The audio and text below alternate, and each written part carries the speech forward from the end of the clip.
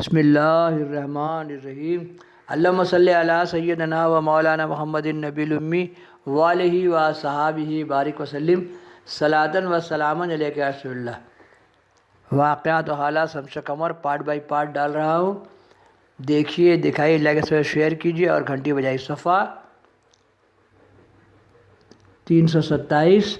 اللہم صلی علی سیدنا و مولانا محمد النبی الامی وآلہ و صحابہ بارک وسلم صلاۃ و سلاما علیک یا رسول اللہ۔ مولوی محمد محسن صاحب مظفر پوری اپنے ایک مقدمے کی کامیابی سے ناامید ہو کر رانی گنج حضور غوث بنگالہ حضور سیدنا کمال العارفین کی خدمت میں حاضر ہوئے۔ حاشیہ برداروں نے مولوی صاحب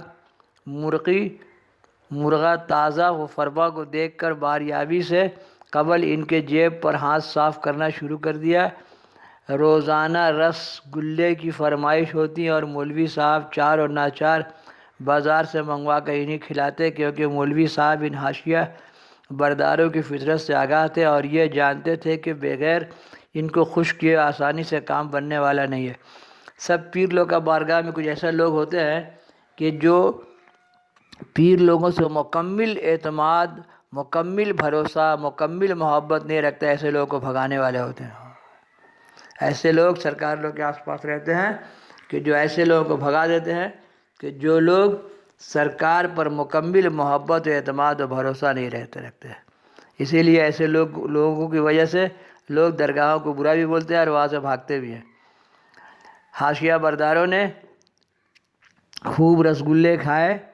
چند دنوں کے بعد پھر یاروں نے رسگلے کی فرمائش کی تو مولوی صاحب نے جھنجھلا کر کہا کہ جب میرا کام نہیں ہو رہا ہے تو مفت میں روپیہ خرچہ کرنے سے کیا فائدہ۔ حاشیہ برداروں نے کہا اللہم صلی علی سیدنا و مولانا محمد النبی الامی وآلہ و صحابہ بارک وسلم صلاۃ و سلام۔ مولوی صاحب بس آج کھلا کر دیکھ لیجئے کہ آپ کا کام ہوتا ہے یا نہیں۔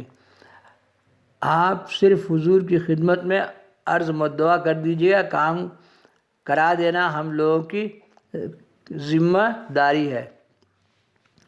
حضرت بھی ہم نشینوں کے کرتوتوں سے واقف تھے مگر اس کی طرح دے رہے تھے۔ حاشیہ برداروں نے مولوی صاحب کو مشورہ دیا کہ بس آج ہی بعد نماز مغرب حضرت کی خدمت میں حاضر ہو کر آپ عرض مدعا کر دیجئے۔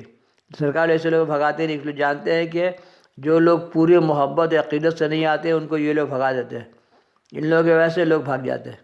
جب مولوی صاحب حضرت کی خدمت میں حاضر ہوئے تو دیکھا کہ تمام حاشیہ بردار حضرت کے ارد گرد مؤدبانہ انداز قدم بوسی کے بعد عرض کیا حضور اللہم صلی علی سیدنا و مولانا محمد النبی الامی وآلہ و صحابہ بارک وسلم۔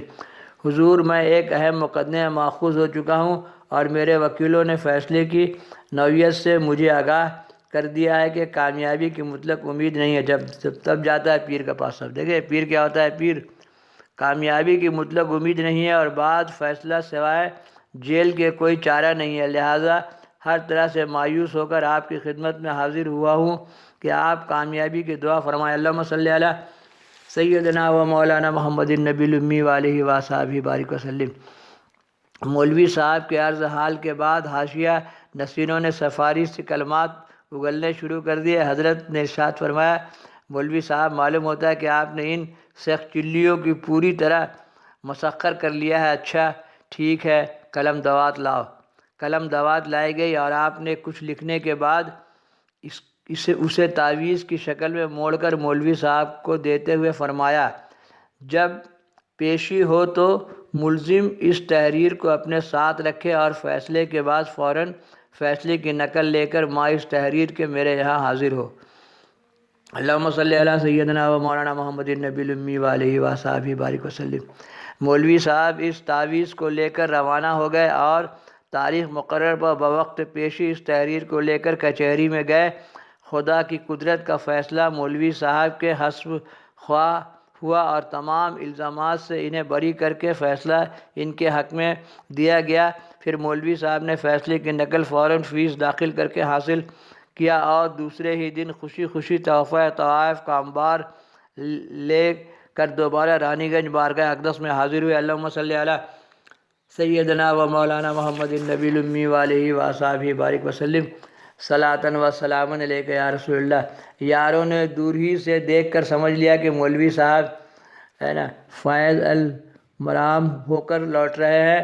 سبوں نے استقبال کیا اور حضرت کی خدمت میں لے جا کر حاضر کر دیا۔ مولوی صاحب تحفہ طوائف کا پٹارا وغیرہ ایک طرف رکھ کر پہلے حضرت کو سلام پیش کیا اور قدم بوسی ہو کر ایک طرف کنارے میں مودب بیٹھ گئے۔ اس وقت بہت سے خدام حاضر بارگاہ تھے، مگر حاشیہ نشینوں کی نظریں بار بار پٹاروں پر جا کر رک رہی تھیں، جم رہی تھیں اور پیٹ میں قل اللہ کا وظیفہ جاری ہو چکا تھا۔ حضرت نے مولوی صاحب سے تفتیش حال کرتے ہوئے فیصلے کی نقل اور اپنی تحریری طلب کی۔ مولوی صاحب نے دونوں چیزیں خدمت عالیہ میں پیش کر دیں۔ اتفاق سے اس وقت ایک انگریزی داں مرید جو اردو سے بھی اچھی طرح واقف تھا، تحریر اس کی جانب بڑھاتے ہوئے فرمایا، دونوں کو پڑھو اور دونوں تحریروں کے مضامین میں کیا فرق ہوا اس کو بیان کرو۔ انگریز داں مرید جو اردو سے بھی اچھی طرح واقف تھا، بڑے غور سے دونوں تحریروں کو ایک کے بعد دیگر مسلسل پڑھتا رہا۔ بالآخر اس نے کہا کہ حضور، دونوں تحریر میں سوائے زبان کے اور کوئی فرق نہیں ہے۔ دیکھا سرکار لوگ جو لکھ دیتے ہیں نا، وہ ہائی کورٹ کا جج بھی لکھتا ہے، نہیں ہے بعض یعنی نقل فیصلہ انگریزی زبان میں ہے اور آپ کی تحریر اردو میں ہو بہو ہے۔ یہ سنتے ہی حضرت جذبے میں آ گئے اور فرمانے لگے، لوگوں، میری حکومت کا سکہ رواں ہے، میں حاکم ہوں، جج ہوں، جو چاہوں فیصلہ کروں۔ ماشاء اللہ، سبحان اللہ، یا سرکار کرم فرمائیے، کتنا بات ہی کیا ہے 30 سال میں، اب آپ ہی فیصلہ کریں گے۔ اب تک لوگ اور خود مولوی محمد محسن صاحب حضرت کی تحریر کو تعویذ سمجھ رہے تھے، مگر مذکورہ انکشاف کے بعد سبھی کو محو حیرت ہو گئے اور پوری محفل پر سناٹا چھا گیا۔ والحمدللہ۔